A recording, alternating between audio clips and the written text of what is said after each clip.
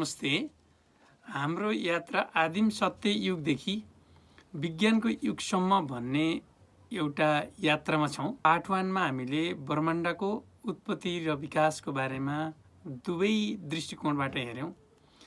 आज हामी जहाँ छौँ, समाज चलाउने जुन नियम हुन्छ ती विचार दुईवटा नै प्रकट भएका छन्।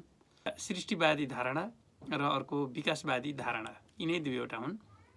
र आज हामी जहाँ छौँ, जुन संसारमा छौँ, जुन देशमा छौँ, जस्तो समाजमा छौँ, त्यो समाजलाई कसरी नियमन गर्ने भन्ने बारेमा अगाडिको लिट्रेचर रिभ्यू नभइकन हामी अगाडि बढ्न सक्दैनौँ।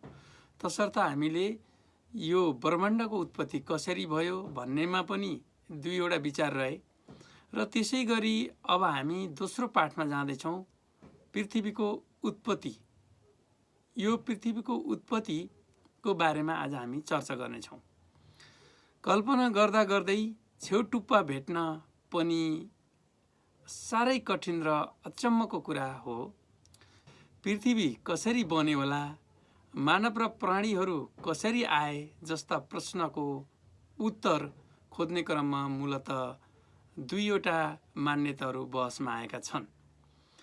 एउटा पूर्वीय दर्शनमा आधारित सृष्टिवादी धारणा र अर्को पाश्चात्य दर्शनमा आधारित विकासवादी धारणा। यी दुईवटा धारणामध्ये आज सबैभन्दा पहिला हामी सृष्टिवादी धारणा सुनौँ है त। यो पृथ्वीको उत्पत्तिको बारेमा पनि अनन्त र असङ्ख्य रूपमा वर्णन गर्ने पूर्वीय दर्शनले पृथ्वीको उत्पत्ति परम ब्रह्मा परमात्मा विराट पुरुष हुन् भनी बताएका छन्। ज्ञान र सङ्कल्प लिएर त्यो परम ब्रह्मा शक्ति प्रकट भए, त्यसैबाट मन निस्कियो र मनबाट इच्छा शक्ति निस्कियो। त्यही शक्तिबाट प्रकृति र पुरुष जन्मिए। तिनै प्रकृति र पुरुषको संयोगबाट सारा सृष्टि भयो। त्रिदेव ब्रह्मा, विष्णु, शिवको उत्पत्ति भयो।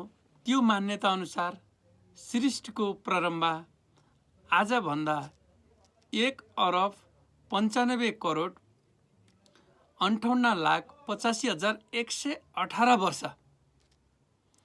बाइबलका अनुसार ईसापूर्व 4,004 वर्ष पूर्व ईश्वरले विश्वको सृष्टि गर्नुभयो।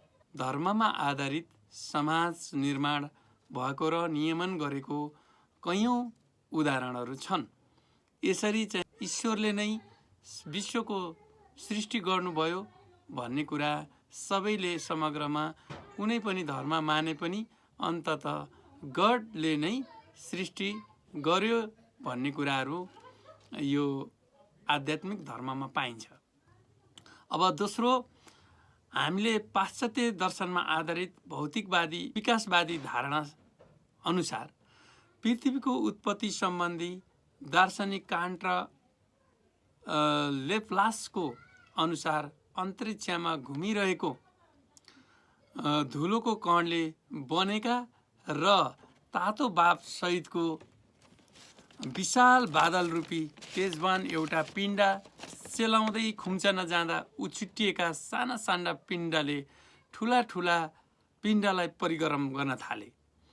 तातो अवस्थामा रहेका सूर्य र साना पिण्डहरू ग्रह, उपग्रह र तारा आदि बने। पृथ्वीको उछिटिने शक्ति र सूर्यको आकर्षण गर्ने शक्तिको तानातानबाट सूर्यको वरिपरि घुम्ने एउटा पिण्ड पृथ्वी हो भन्ने वैज्ञानिकहरूको निष्कर्ष छ।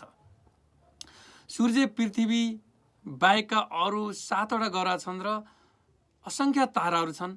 मानवशास्त्री मोहन खरेलका अनुसार 13.7 अरब वर्ष अगाडि ब्रह्माण्ड बनेको हो र 4.6 अरब वर्ष पृथ्वीको आयु भएको छ भन्ने भनाइले व्यापकता पाएको छ।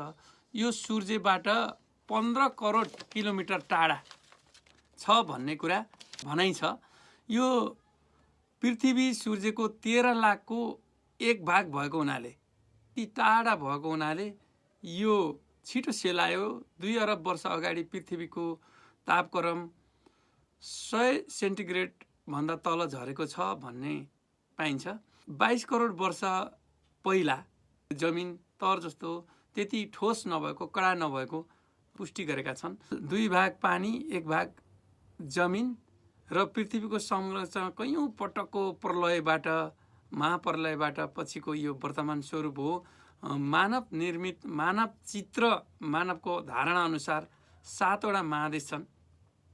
ती 7 वटा महादेश मध्ये 6 वटा महादेशमा प्राणीहरू छन् भने एउटा महादेशमा प्राणीहरू छैनन्। सबैभन्दा ठुलो महादेश एसिया महादेश, त्यसको भित्रको चित्रमा नेपाल भेटिन्छ।